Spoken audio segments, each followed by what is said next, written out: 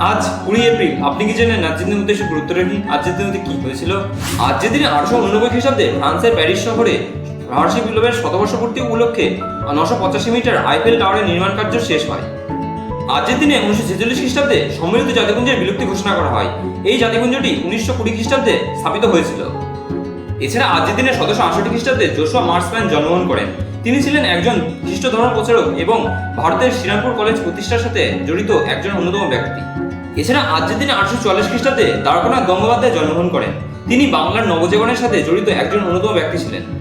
এছাড়া আজকের দিনে 1889 খ্রিস্টাব্দে অ্যাডলফ হিটলার জন্মগ্রহণ করেন। তিনি ছিলেন একজন বিখ্যাত জার্মান চ্যান্সেলর এবং জার্মান নেতা। এছাড়া আজকের দিনে 1960 খ্রিস্টাব্দে বানালাল ঘোষ মারা যান। তিনি ছিলেন একজন ভারতের বিখ্যাত বাঁশিবাদক এবং সুরকার।